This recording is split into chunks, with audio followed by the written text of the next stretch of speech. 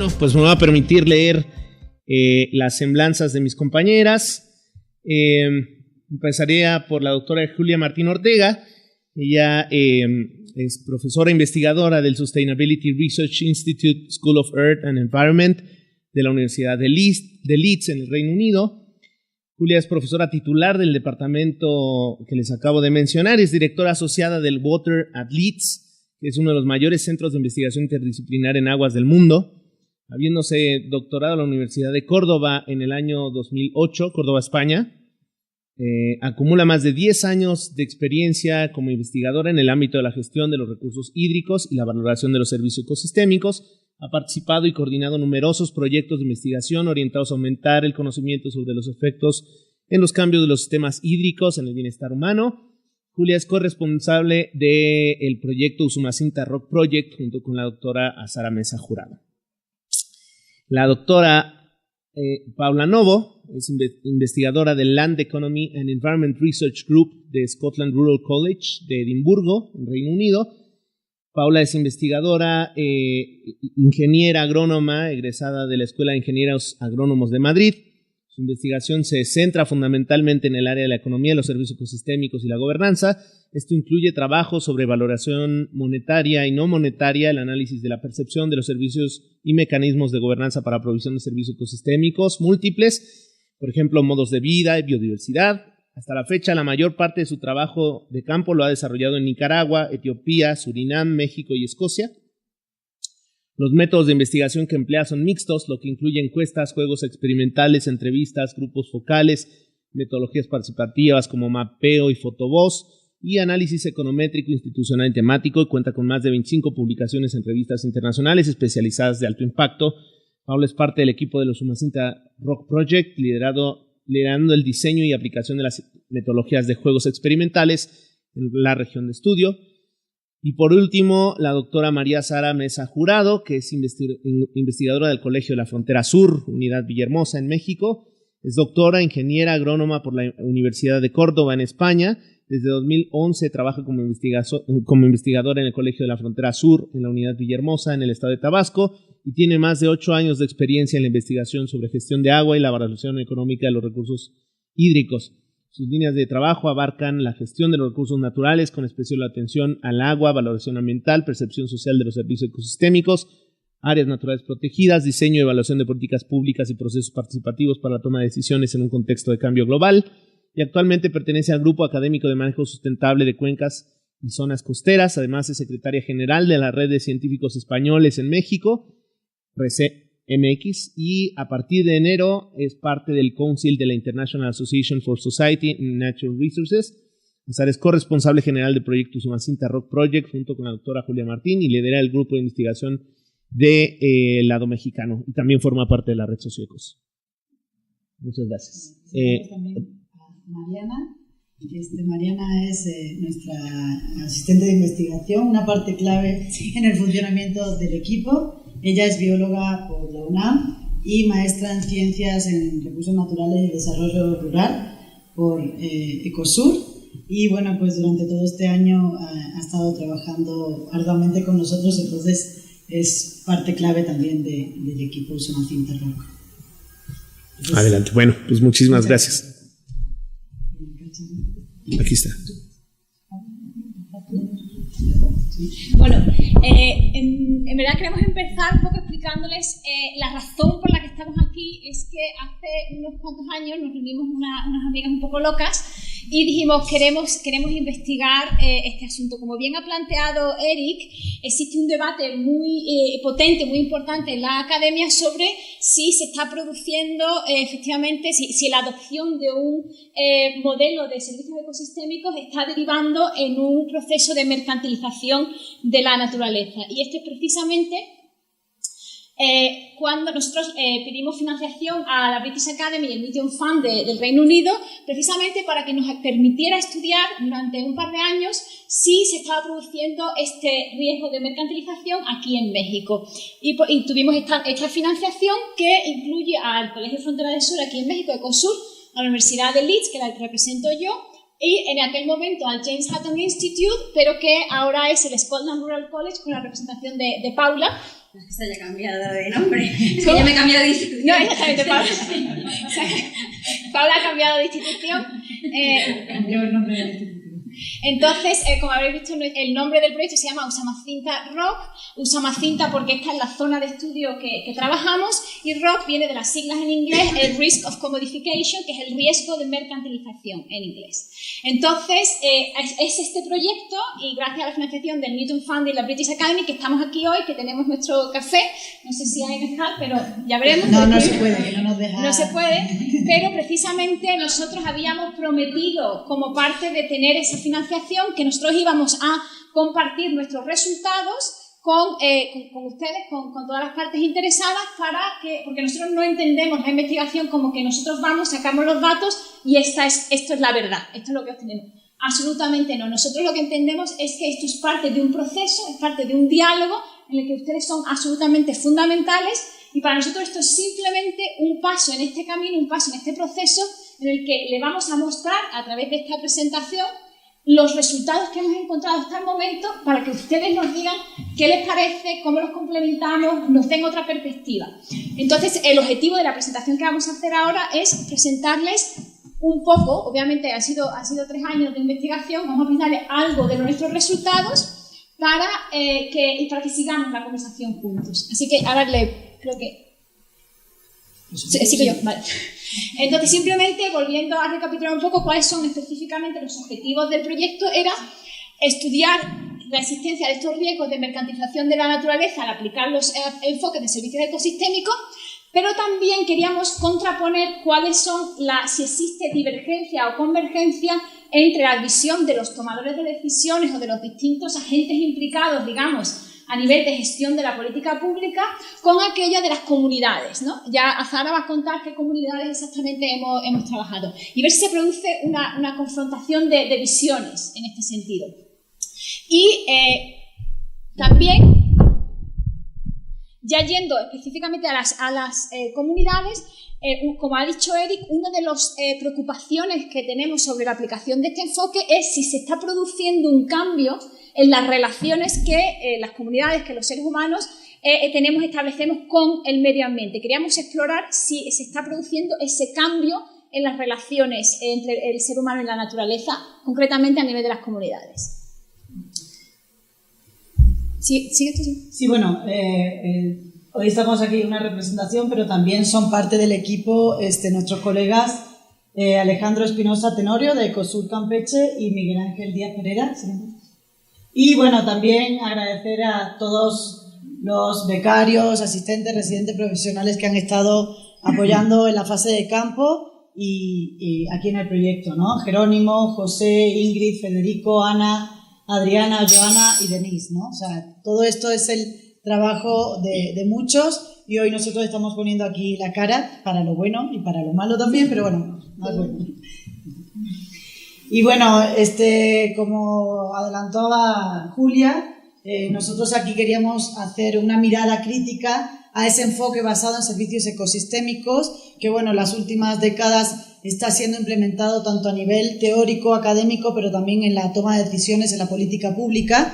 Y bueno, que es como ponerte unas lentes, ¿no? En otras décadas se han utilizado otros enfoques, pero ahora el que está de mayor actualidad y de mayor uso es el enfoque basado en servicios ecosistémicos, que es otra manera de entender la relación, la compleja relación entre la sociedad, el ser humano y la naturaleza, ver cómo se relaciona, y bueno, pues todo ello con el objetivo de intentar revertir ese declive que nos presentaba al principio Eric de nuestros ecosistemas y la degradación, en aras de asegurar el uso sustentable, el manejo y conservación de la misma.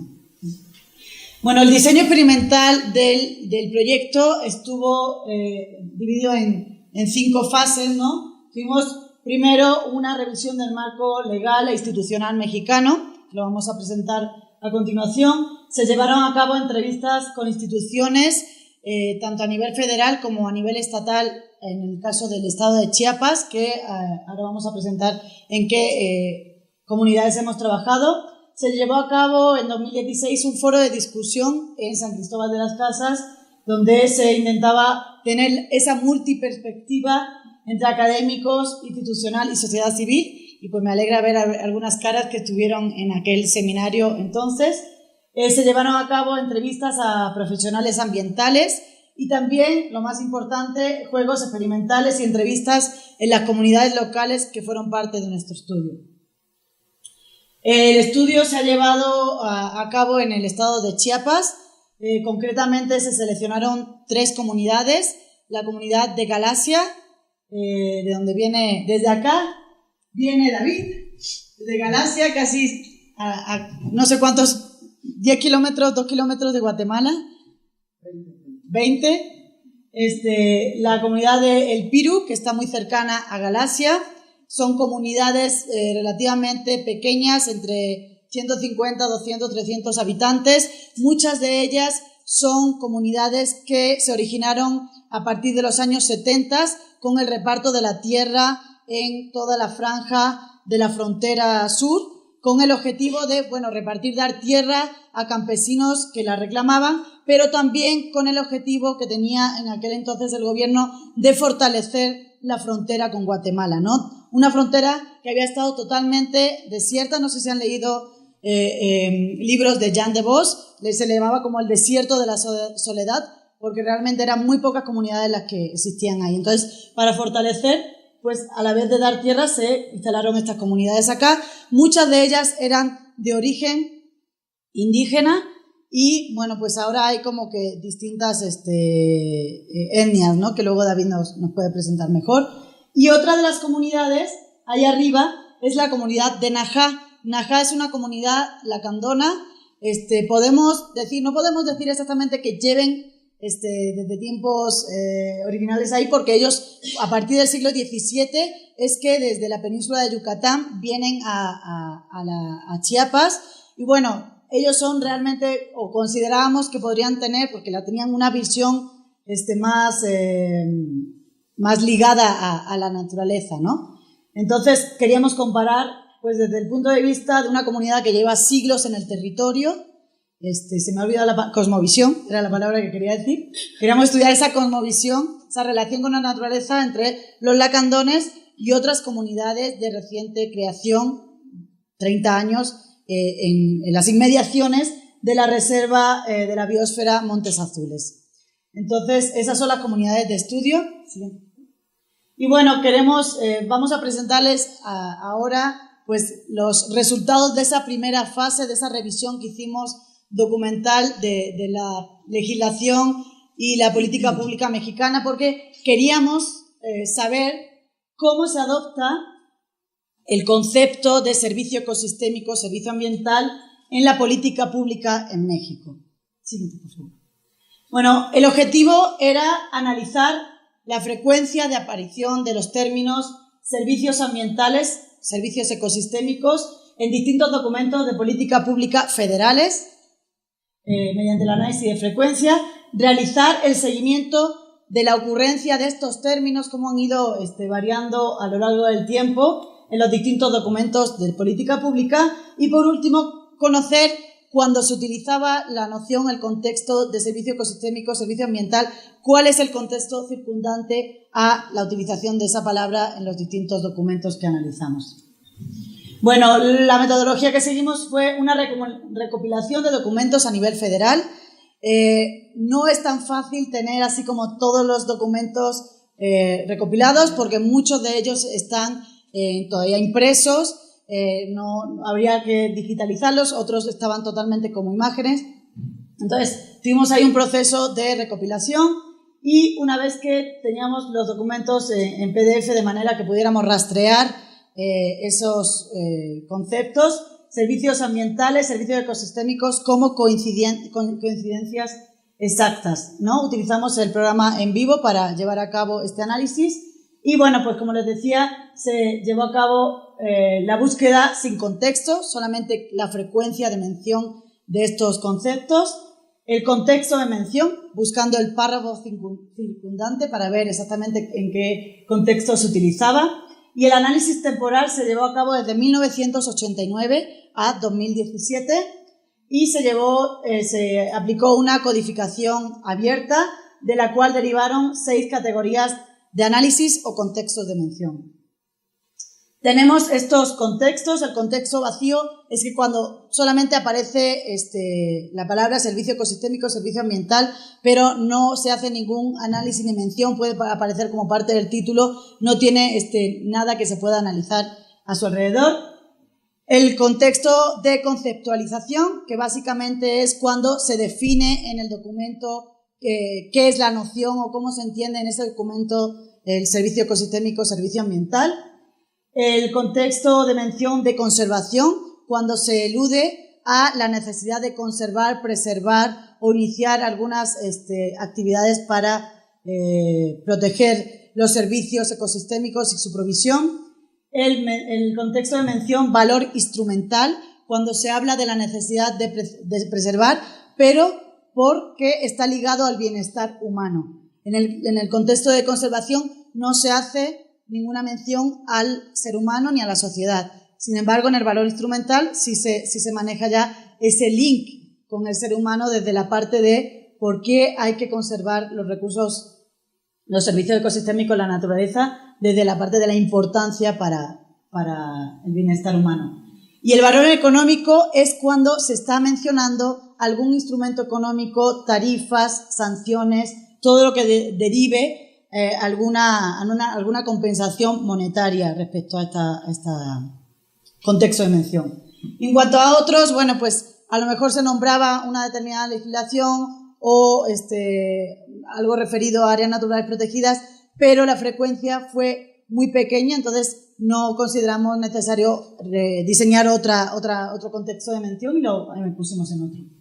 Bueno, comenzamos la búsqueda con 69 tipos de documentos. Cuando nos referimos a tipos, quiere decir leyes, reglamentos, decretos, planes nacionales de desarrollo, programas sectoriales, programas especiales, entonces todos esos tipos de documentos, y teníamos 156 versiones. Muchos de estos documentos cada sexenio van creándose un nuevo documento, entonces eso era una nueva versión.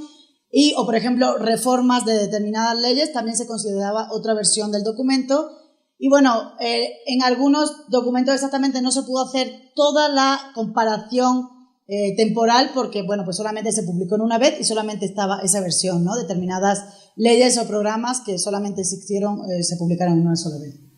Al final, después de hacer esta búsqueda de si estaba o no estaba, se citaba servicio ecosistémico, servicio ambiental en el documento, nos quedamos únicamente con aquellos en los que sí se incluía la noción, y la búsqueda, la codificación se terminó haciendo con 29 tipos de documentos y en total 57 versiones.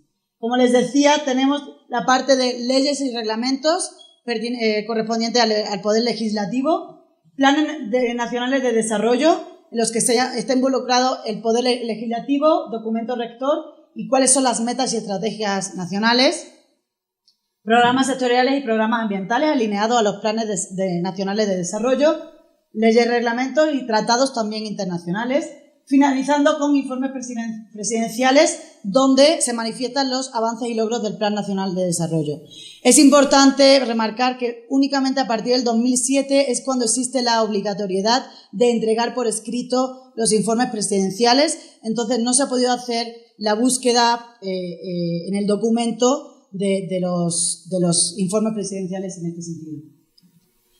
Bueno, en cuanto a el contexto, las palabras que están relacionadas a ambas nociones, para servicios ecosistémicos tenemos que las palabras que más se relacionan son biodiversidad, cambios, sociedad, ecosistémicos y naturales.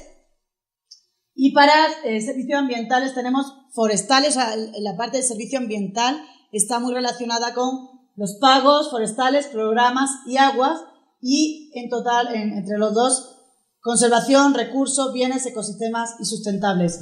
Encontramos que la mayoría de los servicios ecosistémicos, cuando se usa la noción, suele ser en documentos con vocación de programas sectoriales ambientales, de conservación, CONAM, CONABIO. Entonces, por eso y cuando se habla de servicios ambientales suele ser en leyes o reglamentos o programas donde está muy abocado a los programas públicos de pagos por servicios. Bueno, aquí tenemos la frecuencia de mención, la hemos sumado entre servicios ambientales y servicios ecosistémicos. Vemos, pues, a partir de 1995 es cuando empieza a introducirse la noción de servicio ecosistémico ambiental en la política pública en México, y vemos cómo aumenta exponencialmente la frecuencia de mención de estos conceptos, cómo el concepto ha ido permeando de manera extendida a lo largo del tiempo.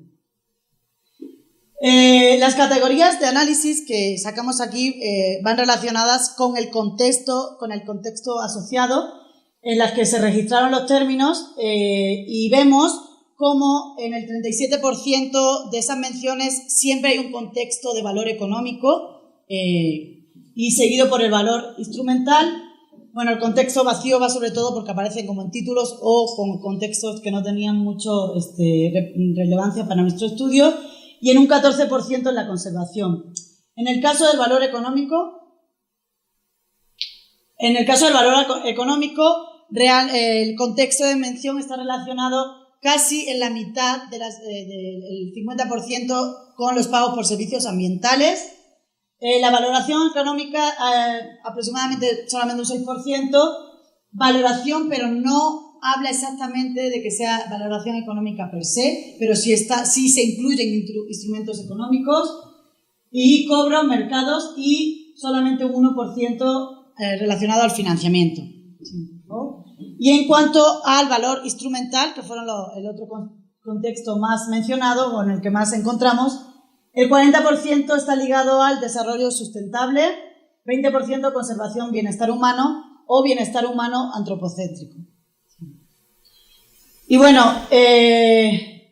esta línea del tiempo la hemos construido intentando comparar cuáles han sido los esfuerzos internacionales o hitos internacionales que han ido ocurriendo a lo largo del tiempo a partir de 1989. Aquí tenemos la frecuencia de mención de los distintos contextos de mención, y bueno, la línea acumulativa de cómo ha ido aumentando esta mención en los distintos documentos analizados. El ancho de las distintas barras está relacionado con la densidad, es decir, lo que hemos hecho ha sido, dependiendo del número de documentos que encontrábamos, dividíamos la frecuencia de mención entre el número de documentos. Entonces podemos observar cómo ya en las últimas décadas el número de documentos donde aparece el término, donde se utiliza el término, es muchísimo más amplio, y también la frecuencia de mención, ¿no? Y bueno, tenemos que la primera mención que se hizo a servicios ambientales fue en el Programa Sectorial Ambiental en 1995, y a partir de ahí, bueno, pues todos los distintos esfuerzos internacionales que igual Erika ha hecho antes mención, pues cómo han ido también permeando o haciendo que en México también se vayan trasladando todas esas políticas a la política mexicana, ¿no? Y bueno, pues vemos cómo principalmente en el sexenio del 2006-2012 fue la más amplia del contexto de mención del valor económico. Y también destacar los primeros esfuerzos de pagos por servicios ambientales voluntarios ocurrieron en Jalapa en 1998, pero hasta el 2003 es que se lanza el programa de pagos por servicios ambientales, el Programa Nacional de Pagos por Servicios Ambientales. Y bueno, pues solamente resaltar algunos de los fragmentos que hemos ido encontrando en todos estos documentos. Y bueno, es hasta el 2000 cuando se hace la primera mención en una legislación, en la Ley General de Vida Silvestre. Encontramos que las mayores frecuencias de mención son en la Ley General de Desarrollo Forestal Sustentable, y pues a nosotros nos llama la atención la baja frecuencia de mención en la LGEPA, ¿no? En la Ley de Protección de la Naturaleza. Bueno, pues por términos de ley se supone que se establece en la Ley Nacional de Aguas que el agua proporciona servicios ambientales que deben reconocerse, cuantificarse y pagarse Eso está establecido en la ley, en la última reforma de la ley, en la propuesta de ley de aguas, y bueno, también donde se pretende implementar un sistema tarifario donde se incorpore el pago por servicios hidrológicos y destinar su producto a la conservación. Y bueno, una de las, la estrategia de la CONAM 2040 es donde encontramos el mayor número de menciones, sobre todo en términos de los programas ambientales, y se intenta promover la valorización de bienes y servicios ecosistémicos para impulsar actividades productivas y sustentables.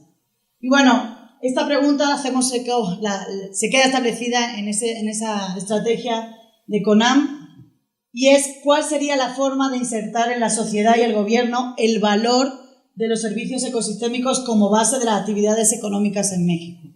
Entonces, es una pregunta que todavía, pues como sociedad y como tomadores de decisiones, pues habría que trabajar para responder.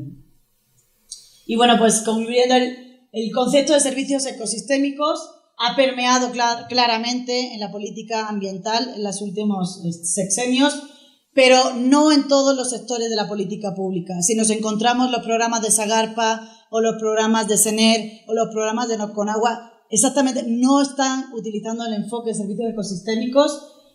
Vemos que está muy relacionado, como veíamos casi el 50% cuando encontramos el valor económico, el contexto circundante es con pagos por servicios ambientales, pero no es como una visión integral, sí como concepto, pero no como enfoque. Y bueno, pues principalmente está vinculado al sector forestal, principalmente en los programas de CONAFOR. Y bueno, gracias.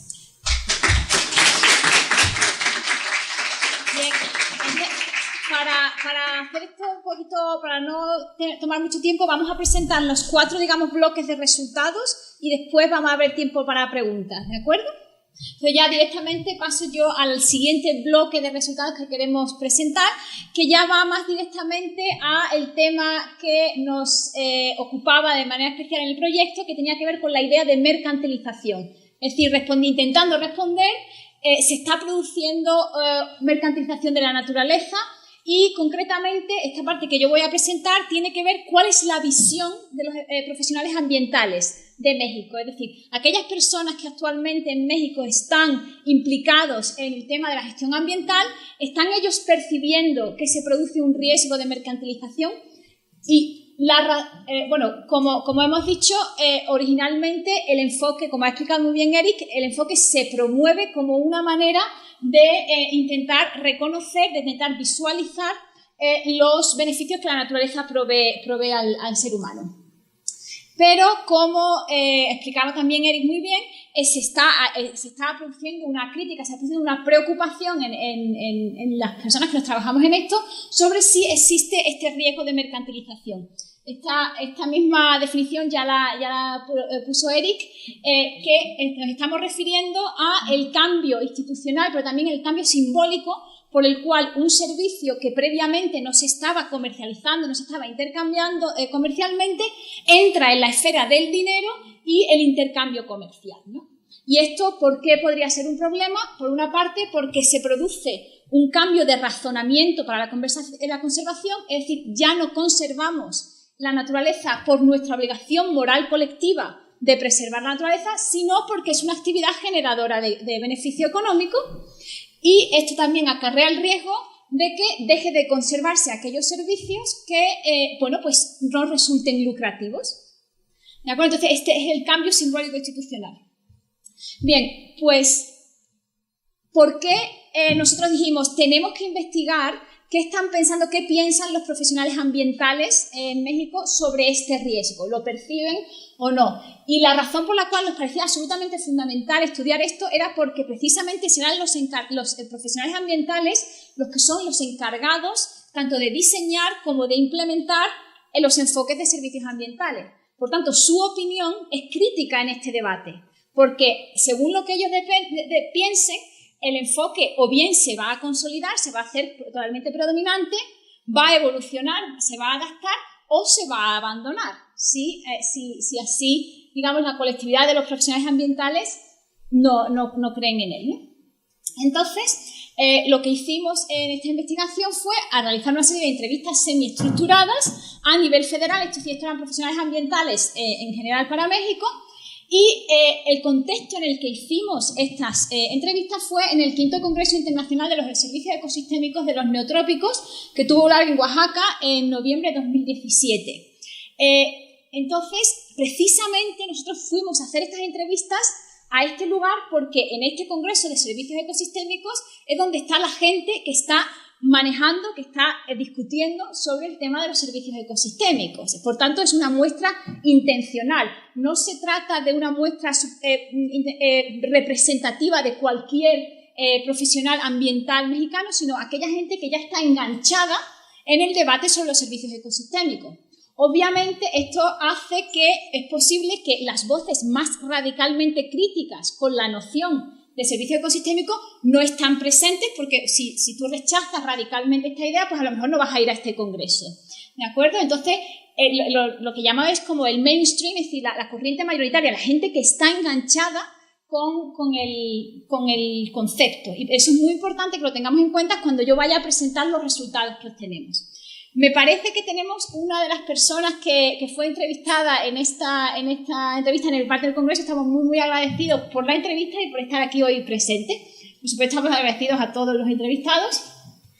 Fueron 20 entrevistados que abarcaban, digamos, todos los sectores relevantes, desde el sector gubernamental, la sociedad civil, la academia, obviamente, y también la interfaz entre la academia y el gobierno. Me parece que Eris lo mencionó antes, teníamos la representante mexicana del panel intergubernamental sobre biodiversidad y servicios ecosistémicos. La teníamos también en nuestra muestra. Bien, entonces, la entrevista estaba organizada, era semiestructurada, teníamos una serie de bloques de preguntas que estaban orientadas, primero, a comprender qué noción de servicio ecosistémico, servicio ambiental, estaban manejando los entrevistados y cómo lo relacionaban con los mecanismos de gobernanza. Después le preguntamos cuáles son los riesgos y oportunidades que ustedes ven en la aplicación de servicio ecosistémico, pero intencionadamente nosotros no mencionamos en ese momento el riesgo de mercantilización. Queríamos ver si salía de manera espontánea en su respuesta sobre los riesgos. Después, obviamente, dado la importancia capital que tiene el tema de la valoración monetaria en este debate, hicimos preguntas específicas sobre ello. Y después ya nosotros introdujimos el concepto del riesgo de mercantilización y dijimos, bueno, esto se está debatiendo, ¿usted qué opina? ¿No? Y finalmente, esta idea de se está produciendo un cambio en las relaciones humanas con la naturaleza, ¿no? Entonces, primero, respuesta espontánea y después nosotros íbamos al tema que nos iba a interesar. Entonces, obviamente, esto tiene mucho más profundidad y complejidad. Aquí le voy a demostrar una serie de los resultados, una especie de pequeña muestra de los resultados y obviamente voy a, digamos, compilar los resultados generales de la entrevista. Obviamente esto cada una de las personas pues, fue respondiendo con sus matices, pero estos son como los mensajes generales que podemos obtener de estas entrevistas. Primero, en cuanto al tema de la noción de servicios ecosistémicos, claramente estos entrevistados la asociaban directamente con esta visión instrumental de la naturaleza, es decir, la naturaleza como proveedora, como fuente de bienestar para el ser humano. Y este enfoque se aprecia como una manera de visibilizar la importancia social, ambiental y económica que la naturaleza nos aporta. Se percibe en general como un concepto integrador que provee un lenguaje común que nos permite comunicarnos entre la academia y la política y una posibilidad de reconciliar la conservación con el crecimiento económico. Entonces, al leer estos resultados y habiendo escuchado a Eric, vemos como en general en estos, digamos, profesionales ambientales mainstream o más mayoritarios, estos argumentos están muy bien alineados con aquellos argumentos que Eric mostraba sobre la promoción original, el motivo original por el que empezaron a promoverse estos servicios ecosistémicos, por ejemplo, la visión promovida por la evaluación del milenio. Es decir, está como muy coherente con los argumentos que se usaban originalmente para promover el enfoque. Cuando le preguntamos cuáles son los problemas y los riesgos que el entrevistado veía en la aplicación del enfoque, a nosotros nos resultó muy interesante que en verdad no nos hablaron de riesgos, nos hablaron de los retos para la implementación. Es decir, nosotros estábamos preguntando, ¿usted ve algún riesgo de que ocurra algo malo con esto?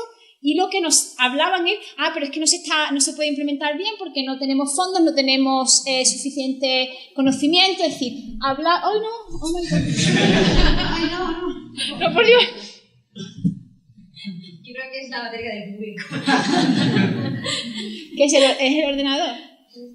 Sí. Bueno, sigo, ¿vale? Lo siento, chicas, a ver si yo termino.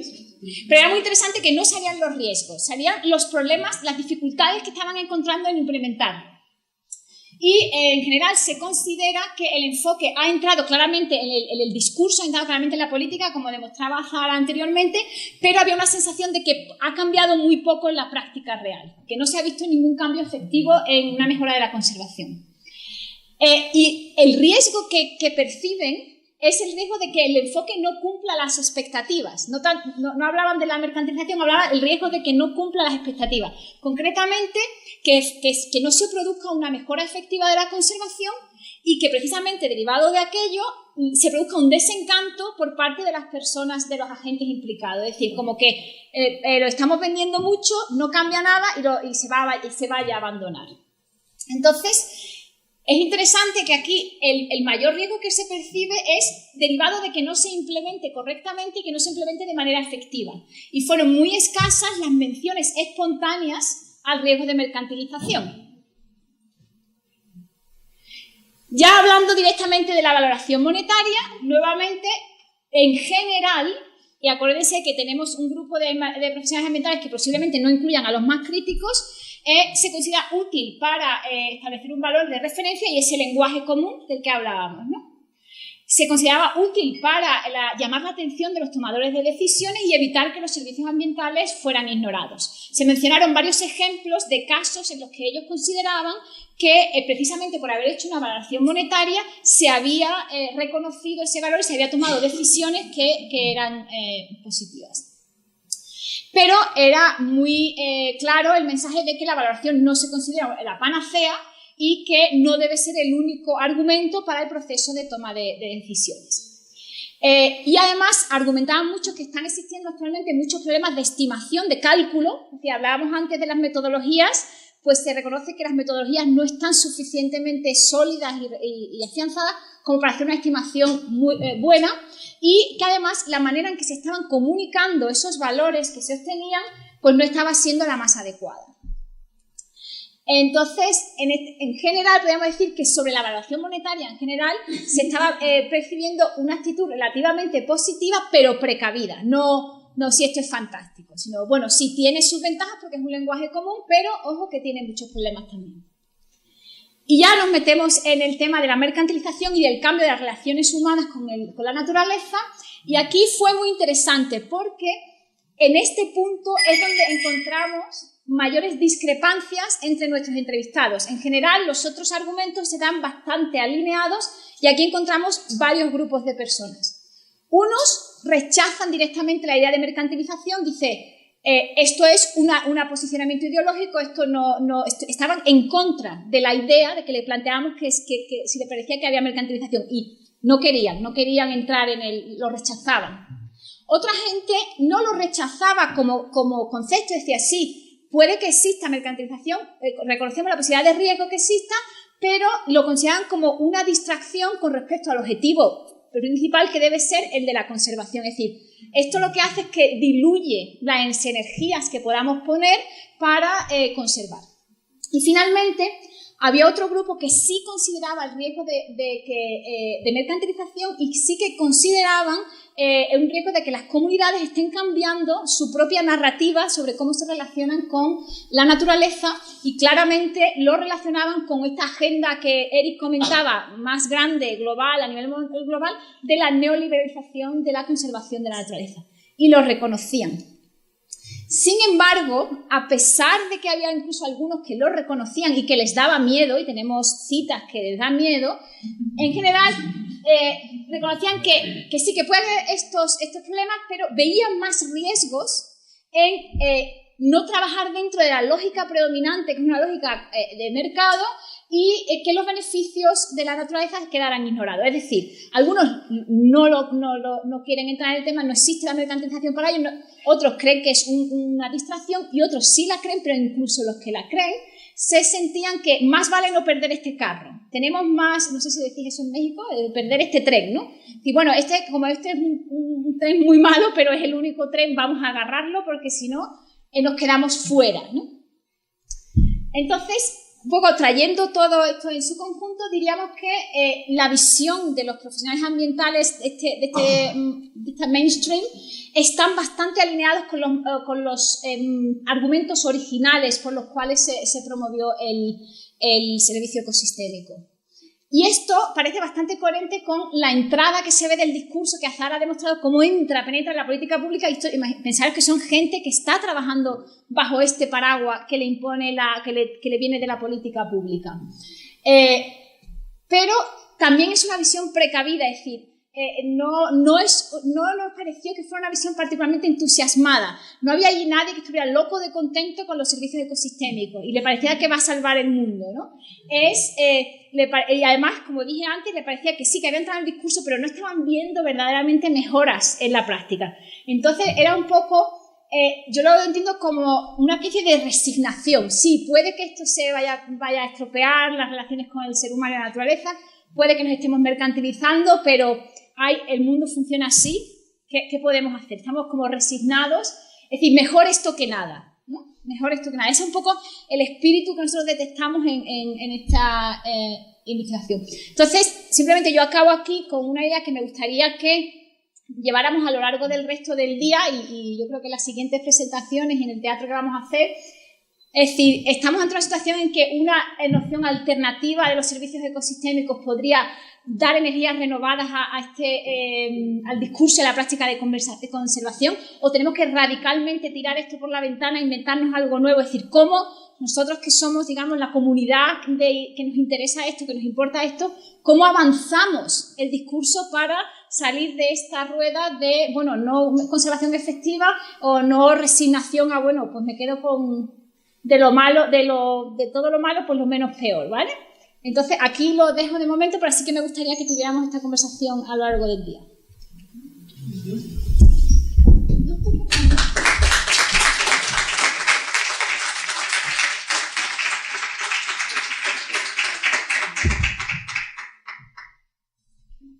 Sí. Bueno, yo voy a hablar sobre las oportunidades y los riesgos ya a un nivel más local.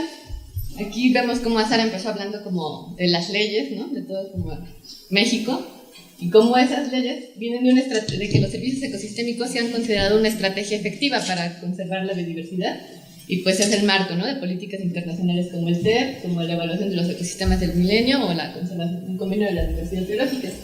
Entonces esto ha pasado como a la regulación y los planes nacionales de desarrollo y pues ha sido puesto en marcha a nivel local, ¿no? Y hay como diferentes posturas sobre estudios positivos y negativos acerca de la implementación de instrumentos con este enfoque, pero algunas son aproximaciones teóricas o a gran escala. También falta mucho este vínculo entre la academia y tomadores de decisiones y evidencia de las percepciones, los valores y experiencias que han tenido actores locales. Bueno, entonces yo me voy a centrar en Chiapas, pues Paula ya particularizará en las comunidades. ¿Y por qué elegimos Chiapas, no? Por ser un lugar de importancia biológica, cultural y el foco de diferentes programas que ya han adoptado este enfoque de servicios ecosistémicos. El objetivo fue explorar las visiones locales y los riesgos y oportunidades que perciben de este enfoque. Bueno, y si tuvimos un foro de discusión con actores clave, algunos están aquí. También tuvimos entrevistas a actores clave del gobierno federal, de Chiapas, de asociaciones civiles y de instituciones académicas. Y los temas de la entrevista fue qué era lo que ellos entendían por servicios ecosistémicos, cómo era usado el concepto en su institución y pues su experiencia que tuvieran, ¿no? De la puesta en marcha, cuál era su opinión, los instrumentos que habían utilizado, las motivaciones y las experiencias y cómo percibían la relación comunidad-naturaleza. Entonces, bueno, estos ya son los resultados de estas entrevistas. Ellos ven en el enfoque de servicios ecosistémicos la posibilidad de reconocer que la conservación y el desarrollo no van separados, ¿no? Sino juntos, y pasar de un enfoque como totalmente prohibitivo a uno de manejo de los recursos naturales, de sustentabilidad, muy ligado, concientizar como de esta dependencia, ¿no? Ser humano-naturaleza, y hacer una conexión entre las zonas urbanas y las zonas rurales, o las zonas biodiversas, y también hacer una valoración sistémica, no de recursos aislados, no de especies, sino ya más a nivel ecosistema, y pues como un acto de justicia, ¿no? Aquí en esta cita que pongo, como de reconocer o compensar a aquellos que realmente están conservando, ¿no? Es una forma de valorar el servicio y es una forma de reconocer su labor, y que además pues es un incentivo económico, es importante. De otro modo, pues esa gente tendrá que cortar el bosque o hacer otras cosas porque necesitan comer. Entonces, bueno, estos son unas nubes de palabras, muchos mapas, donde también registramos la frecuencia, ¿no? De los programas que están pasando en Chiapas, pues primero el pago de servicios ambientales, ya sea el PCA o por fondos concurrentes, con el programa Escoleté, la venta de bonos de carbono, programa Red Más, Ecovalor, algunos proyectos GEP que son más como de conservación y de manejo, pero ya están introduciendo la noción de servicios ecosistémicos y dándole importancia, ¿no? Y bueno, en los actores involucrados pues tenemos a la CONAFOR, así lo más grande, con el pago de servicios ambientales, van muy relacionados, con Avio, y bueno, vemos que hay actores de todos lados, ¿no? De sociedad, de academia, sociedad civil, instituciones gubernamentales y algunas regiones. Por ejemplo, ahí está la Selva Lacandona, El Triunfo, Cintalapa, bueno, las regiones donde han sido implementados estos proyectos. Y bueno, pero queda como un vacío, ¿no? En esta conexión áreas urbanas, áreas rurales, pues todavía se desconocen experiencias de implementación. Todo sigue siendo muy donde están los recursos naturales, ¿no? Donde está la biodiversidad. ¿Cómo se establecen estos mecanismos, ¿no? De compensación entre usuarios y proveedores? Todavía, como digamos, los grandes usuarios apenas están siendo introducidos en este enfoque. Y pues también como un poco el cuestionamiento a quién se está responsabilizando de esta conservación, ¿no? Que sigue siendo en regiones biodiversas. Las limitantes que encuentran para implementarlo, pues es el vacío en su definición y diseño, ¿no? O sea, ¿qué es servicios ecosistémicos? Hay una definición, pero no hay más, ¿no? No hay, son muy pocos los esfuerzos por decir, así se hace, estos son los pasos, o todo esto es un marco teórico, ¿no? Es como un concepto muy ambiguo todavía, y eso dificulta que sea un concepto que pase de la teoría a la práctica en la toma de decisiones. También servicios ecosistémicos trabaja con bienes intangibles que son difíciles de comprender por todos los sectores, ¿no? Aquí en esta cita pongo, ¿no? O sea, como que cuando se trata de la venta de bonos de carbono no se entiende bien qué se va a vender, ¿no? Y el comprador a qué tiene derecho, ¿no? Si se va a llevar el bosque o qué va a pasar, ¿no? Y bueno, ellos mencionaron también que el concepto no es algo nuevo, ¿no? En realidad ya es, pues, esa relación ser humano, naturaleza y dependencia ya existe desde hace mucho, pero lo que ha venido a hacer el concepto es como aglutinarlo, ponerle un nombre común y darle un valor por la conservación, ¿no? Pero que no es un concepto nuevo. Otra crítica es que aunque se plantea que es ecosistémico, en realidad se centra mucho en algunos servicios ecosistémicos como el agua, el carbono o la biodiversidad, pero existen muchos otros servicios que no han sido reconocidos. Y bueno, también otro problema aquí en México es la falta de planeación, acompañamiento técnico y adecuado a cada contexto y seguimiento, ¿no? O sea, cuando hay recorte, lo primero que pasa es que se va el técnico, ¿no? Es como lo prescindible. Hay objetivos antagónicos entre Zagarpa y Semarnat, entonces salió mucho. En un mismo sitio, hablan así de programas agrarios, de agricultura, y en un mismo sitio se está pagando por conservación, y los montos asignados por Zagarpa o por Semarnat son súper diversos, ¿no? Monumentales, les decían, o sea, como que no puede competir, ¿no? Con ese monto, ¿no? Y pues también, aunque se está hablando como de mercados, en realidad los pagos de servicios ambientales siguen siendo subsidios, siguen siendo financiamientos, y falta mucho, ¿no? Transitar como a verdaderos mercados. Aquí, por ejemplo, en esta cita dicen, pues tenemos 20 años, ¿no? Con estos bonos de carbono, y pues lo real es que nadie le está como apostando, ¿no? Así a la conservación y que se pueda como sustentar de eso. Siguen siendo financiamientos. En el marco legal hubo posturas, unos que decían, no, el marco está súper bien hecho, y otros que decían, no, es muy ambiguo, ¿no? Pero los que decían, sí está bien hecho, o sea, tenemos como super leyes, pero no están aplicadas, ¿no? No se aplica. Y pues la implementación discontinua, ¿no? Cada periodo de gobierno, cada sexenio, los recursos van cambiando y no hay un seguimiento. Otra crítica, otro problema, fue lo que llamaron clientelismo ambiental, y que no se entendiera, ¿no?, qué significaba un pago, por qué les estaban pagando, como que no hay esa relación, ¿no? Y que después de que se termina el pago ya no se asegura la conservación, ¿no? O sea, termina y luego ¿qué pasa? Y pues esto, ¿no?, que hay un valor cultural de la naturaleza que se está cambiando por un valor económico, se está reduciendo, pero también se mencionó que esto no solo era parte del enfoque, ¿no?, sino también era pues, por cuestiones como de migración, de la globalización, de racismo, de necesidades de otras actividades productivas, ¿no?, que iba más allá de solo el enfoque. Otras críticas, pues es que pretende ser ecosistémico, en realidad no se considera ya en la práctica toda la complejidad, ¿no?, y no hay un real resarcimiento del daño. Entonces como que hay un pago, pero realmente pues no, o sea, no es compatible, ¿no? Y pues que el pago no representa el valor real de los ecosistemas, o sea, se da un pago muy pequeño y los ecosistemas ¿cómo les ponemos valor? ¿Qué valor? O que cuando se hacían cosas de valoración económica, el valor que resultaba fuera más bajo que, por ejemplo, el valor que puede obtener un proyecto, una zona hotelera, ¿no?, y todos los recursos que iba a generar a la larga, como decir, es pues un riesgo, ¿no? Y bueno, en cuanto a como lo positivo que le encontraron al enfoque, fue esto de adaptar nuevas formas de manejo de recursos naturales, que no fueran prohibitivas, sino de uso, ¿no? Que en algunos lugares donde se ha implementado el PCA se ha detenido la deforestación, los dineros se han usado para obras de beneficio común en ciertas comunidades, que se han tenido más reglas, ¿no?, de cómo se usa el territorio, se ha reducido, por ejemplo, la caza, o han tenido conductas positivas, ¿no? Lo del bosque que antes tal vez no les significaba, ahora les significa algo, ¿no? Y bueno, este reconocimiento del valor económico, ¿no? Aquí, bueno, es curioso, ¿no? Alguien mencionaba como, si es bueno o malo, hay que preguntarles a ellos, ¿no? O sea, que ellos lo decidan, y como que iba mucho a cada contexto. Y pues ha habido posibilidades de diversificación productiva y beneficios por esta conservación, ¿no? Aquí es una cita, hablan del manglar, que ya no lo ven así como pues el bosque, ¿no? Ya, o sea, ya ven que pueden obtener otros beneficios del bosque y que a través de esas actividades ellos pueden tener un ingreso, ¿no? Y que eso importa, ¿no? Y bueno, a manera de conclusiones, pues en realidad no hay como... La percepción que se tenga del enfoque mucho depende del contexto, ¿no? A quien les ha ido bien como con esta implementación, pues están contentos con los resultados, y a quienes pues no les ha ido bien no están contentos, ¿no? Entonces, aquí, o sea, los factores que encontramos de éxito, pues es cuando hay procesos participativos, ¿no? Que no solamente, o sea, es una relación cercana dentro de las ONGs, por ejemplo, con las comunidades, con el gobierno, y que son desde el principio. Hay seguimiento, que los compromisos son compartidos, que han podido tener intercambios de experiencias y capacitaciones, y cuando hay una identidad territorial, ¿no? O sea, ellos se reconocen en su territorio, hay como ya esta relación antes conocida de interdependencia con la naturaleza, ¿no? Entonces, este enfoque no viene a ser como algo nuevo, sino como ya se entiende esa relación, solamente como que hay un pago, pero ellos ya lo hacían, ¿no?, de por sí.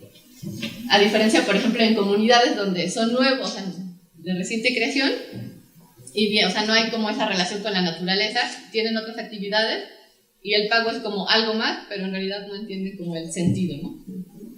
Y bueno, los retos y necesidades, pues es la consolidación de mercados, que los pagos que se den lleguen a los costos de oportunidad, que haya planeación, asesoría técnica y evaluación, continuidad en los programas, y el financiamiento, que este sea constante y estratégico. Y ya.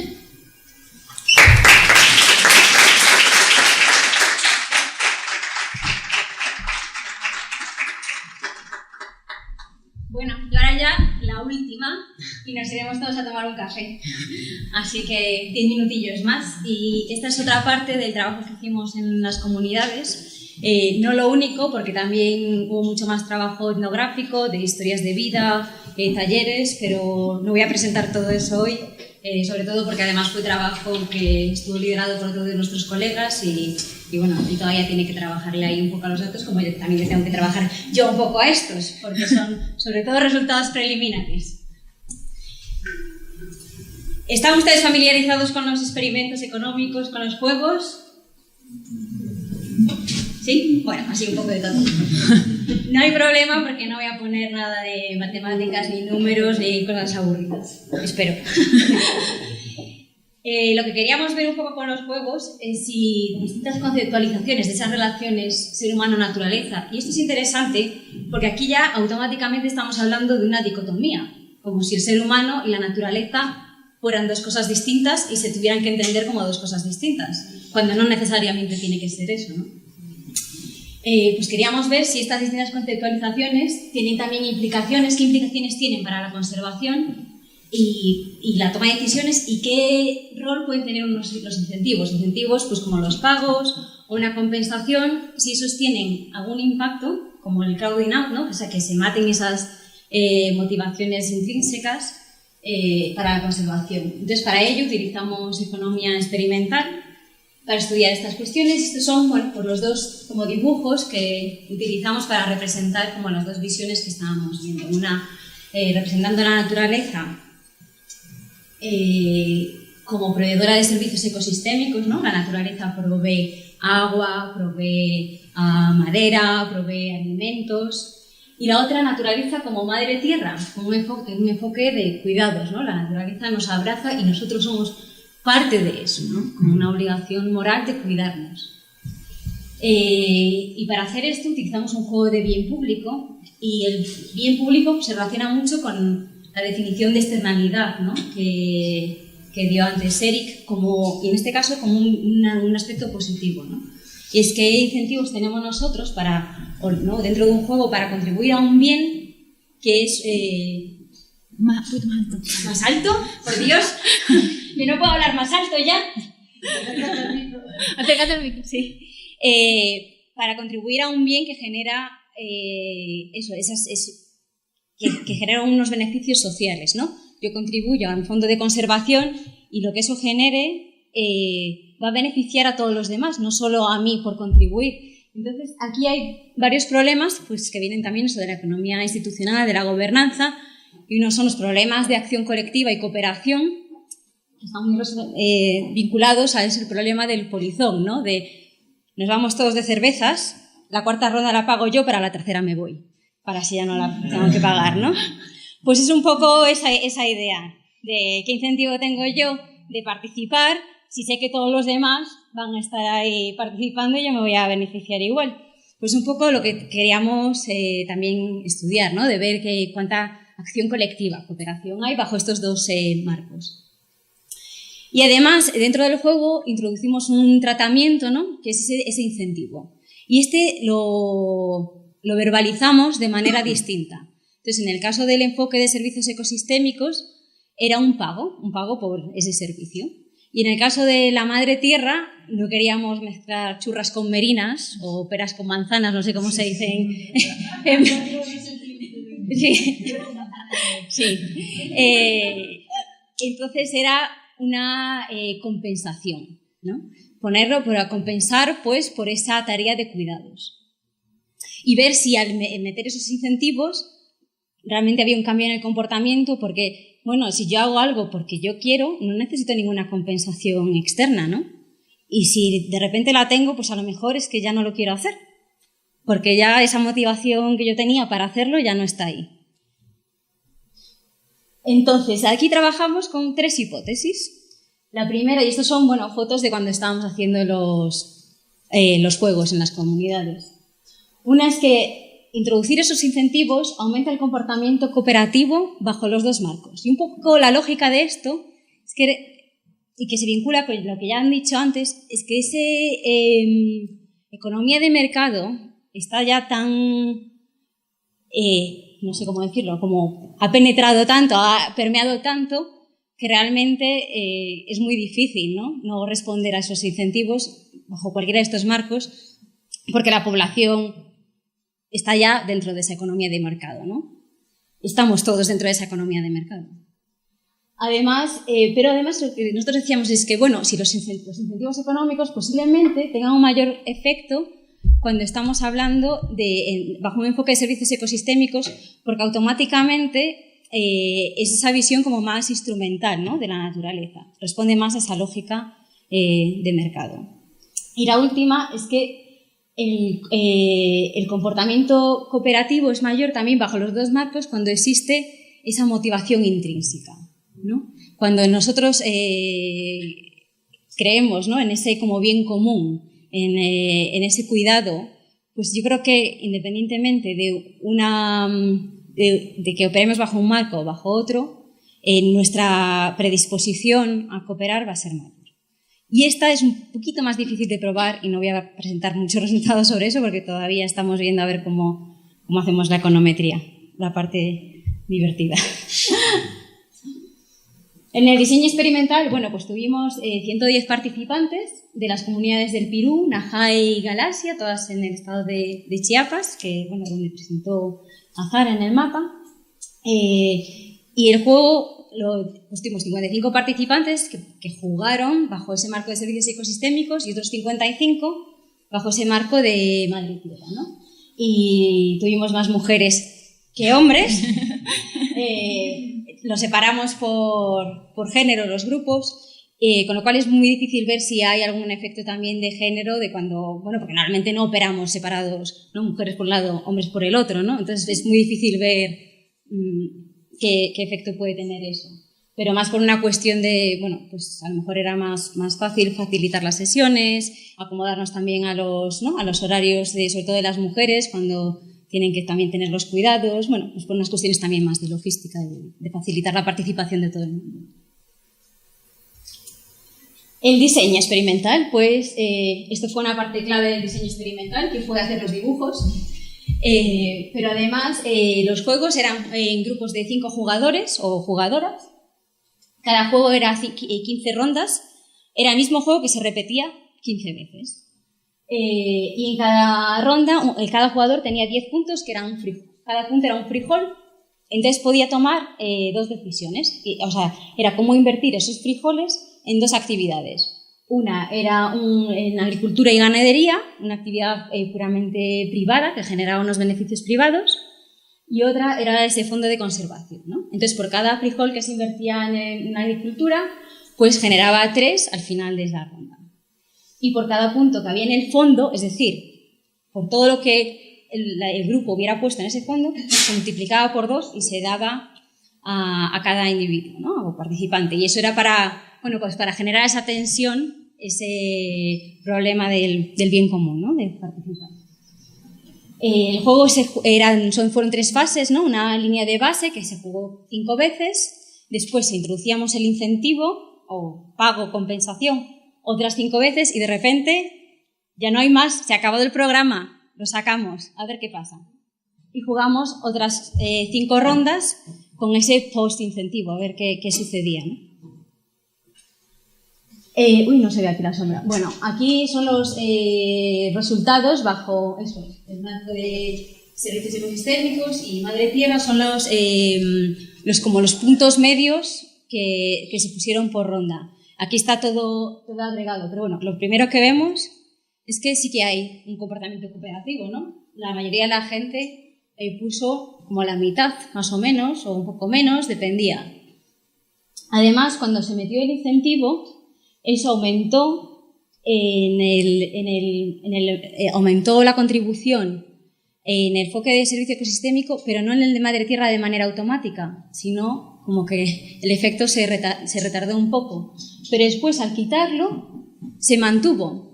Y esto es algo que se está viendo en la literatura, bueno, que se ha empezado a publicar y se vincula mucho, pues eso, con ser parte de esa ya economía, ¿no?, de mercado, en el que los incentivos económicos, una vez que entran, pues tienen un efecto, pero además, una vez que se eliminan, normalmente se suele mantener, ya no hay ese crowd out, ¿no?, dentro de los contextos en los que operamos la mayoría.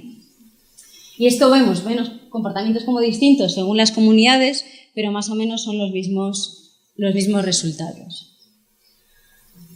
Entonces, un poco las conclusiones preliminares de este trabajo que quería compartir con ustedes y que también las podamos debatir, pues como he dicho, estos son análisis muy preliminares, estamos empezando a mirar los datos, pero lo que sí vemos es una diferencia estadísticamente significativa en el comportamiento cooperativo.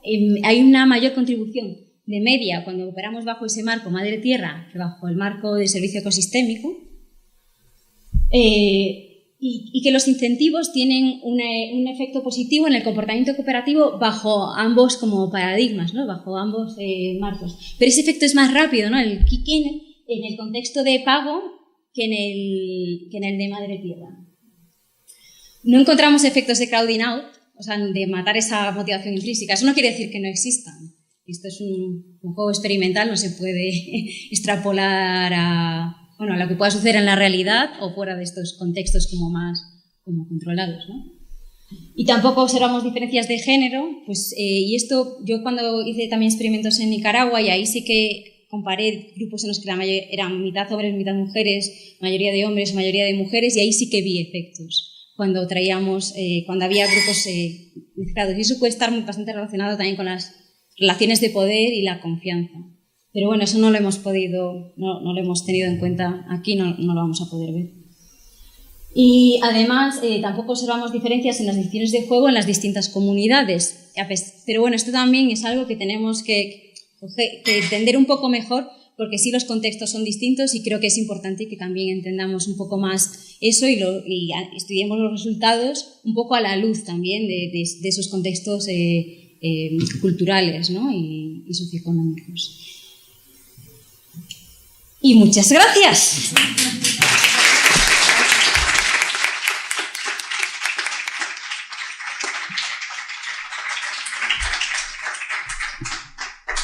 Bueno, pues tal vez las invitaría a pasar aquí con nosotros al frente. Tenemos tiempo para unas preguntitas, si hay comentarios o algo así. Entre la presentación de Eric y la presentación del Usumacinta Rock Project se sustentan las bases de la discusión que vamos a tener en las próximas actividades el resto del día. Pero si ahorita hay alguna discusión, nos vamos a tomar unos momentitos del coffee break para poder platicar si es que hubiera comentarios, preguntas.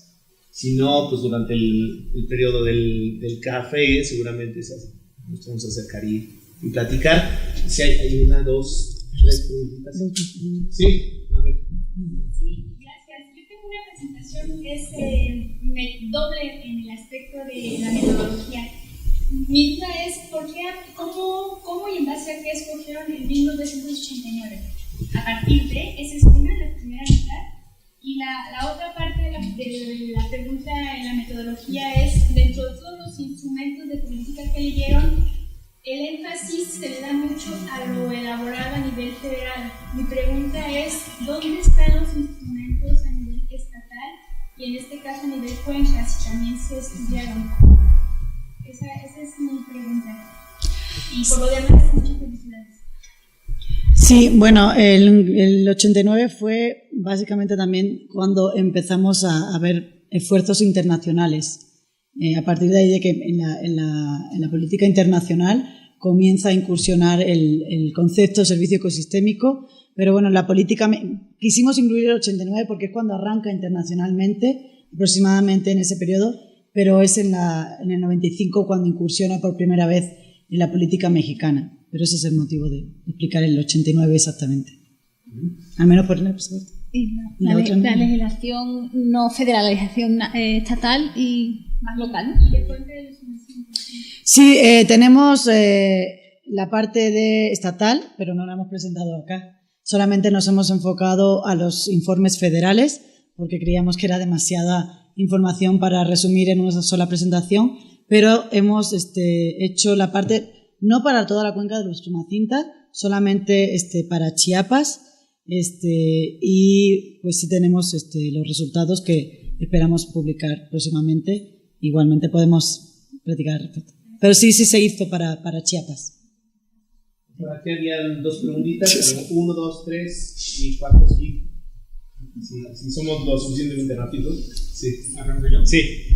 Bueno, creo que uno de los temas más importantes es esta cuestión de lo intrínseco contra lo extrínseco y qué ocurre, ¿no? Qué tanta resiliencia puede tener lo intrínseco, qué tanto, si ya sufre un cambio, ese cambio es irreversible o no lo es, etc.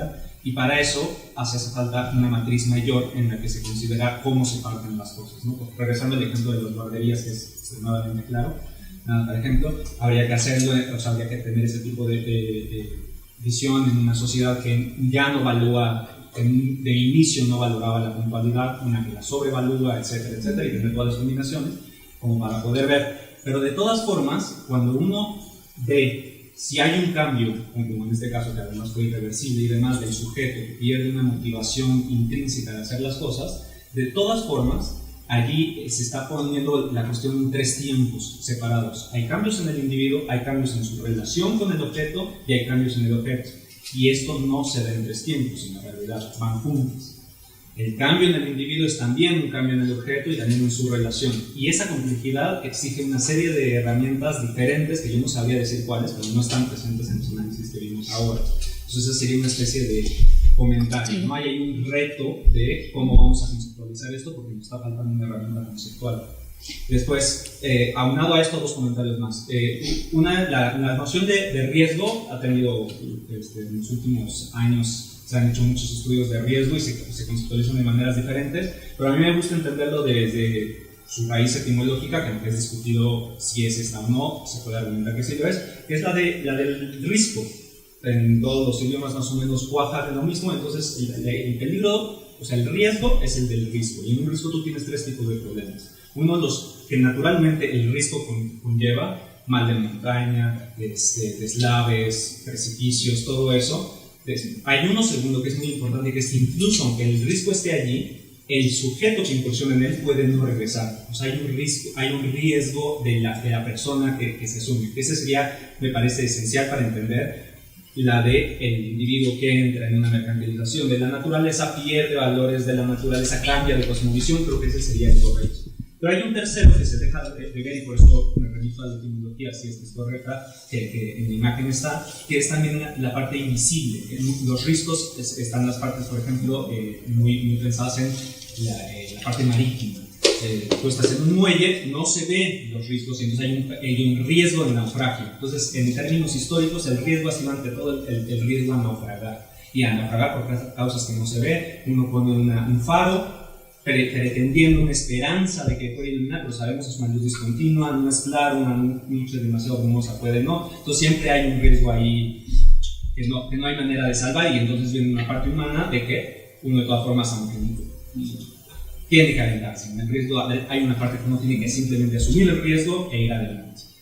Y el último comentario que bueno, hay alguien también como que quiso insistir en la cita última con la que terminó su presentación de Oscar Wilde, que es, bueno, clarísima, esa ironía que todos apreciamos de Wilde, pero yo creo que es muy desafortunada porque pierde nuevamente otra cuestión de etimologías muy interesante, ¿no? O sea, si hubo una tradición filosófica que puso claramente el énfasis en la importancia de una sociedad donde hubiera igualdad y lo terrible de generar necesidades ficticias, fueron los símbolos.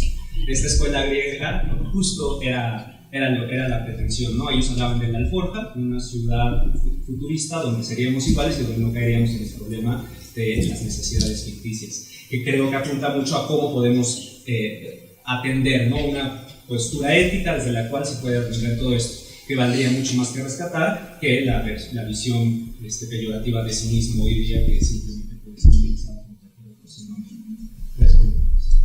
Bueno, son 3 comentarios súper valiosos, creo que los podemos ir retomando, si no en esta, en las siguientes presentaciones. Tal vez para ahorrar un poquito de tiempo, tomamos 2 preguntitas rápido y hacen comentarios finales para reaccionar a ellas. Sí, vas tú. Sí, a mí me gustaría saber si ustedes tienen como alguna explicación o opinión al respecto de esta como actitud de resignación de, bueno, pues eso está como dedicado a la naturaleza, pero ¿qué vamos a hacer? O sea, ¿tienen alguna opinión al respecto? Bien. Y creo que había una allá atrás, alguna otra, sí. Una pregunta metodológica para Paula. Quiere saber cómo convirtieron esos puntos en dinero, los tratamientos. Y si ese es el caso, pues me parece que esa conversión definitivamente tiene un efecto en el comportamiento de los agentes, porque está creando incentivos externos monetarios. Es un poco inconsistente con el ver que no hay tierra. ¿Cómo conciliaron ese asunto de al mismo tiempo estar creando incentivos externos monetarios y hablando de la madre tierra, Sí, si quieren. Pues sí, o sea, esa fue una cuestión que la verdad hablamos mucho porque era un poco difícil de resolver metodológicamente desde el punto de vista de la economía experimental, ¿no? Que tiene que existir como ese incentivo para participar. Por otra parte, también la cuestión ética, ¿no? Ir a un sitio y la gente que participa de la comunidad pues es la que recibe y la que no, ¿no? La que no, pues no. Entonces, un poco la solución de compromiso que llegamos fue llevarnos la camioneta. No se le dio dinero. No se le dio dinero a la gente. Pero yo creo que su pregunta es otra. No, es que la pregunta es otra. La pregunta es que en el frame de la madre tierra se le dio compensación. Sí, era una compensación que era, o sea, dentro del, sí, o sea, tú lo que dices es que dentro del frame de madre tierra es inconsistente meter un incentivo. Un incentivo monetario. O sea, sí que era una compensación, sí, para todos los, o sea, para o sea, todos los que participaban, después recibían como una compensación que era igual para todos, dentro del juego. ¿No era proporcional a la distribución del bien común? Sí, era por cada unidad que había, pues se devolvía, ¿no? Era como una especie de bono dentro del... Era como un bono, ¿no? Que se devolvía el fondo. ¿Era monetario o no? No, era... O sea, sí, se jugaba dentro de... O sea, es que no jugábamos con unidades monetarias, jugábamos como con puntos dentro del juego. O sea, no, dentro del juego... ¿Cómo se...? Y al final del juego, claro, pero eso es un poco lo que te estaba contestando antes, yo creo, ¿no? Pues no lo sé. O sea, al final del juego no dimos dinero, no dimos una compensación monetaria a nadie porque también eso traía problemas dentro de la propia comunidad. Entonces lo que hicimos fue como un obsequio a toda la gente que participó y después hubo como una especie de regalo, pues al final de todo el juego al que más puntos tenía, había acumulado. Entonces sí que había, o sea, claro, si lo miras de una manera muy, muy crítica, sí que había cierto incentivo como un incentivo para hacerlo mejor, ¿no? Para tomarte un poco el juego en serio. Pero eso no quiere decir un incentivo privado a aprovecharte de los demás. De hecho, el juego estaba diseñado de tal manera que la mejor estrategia era que todo el mundo cooperara.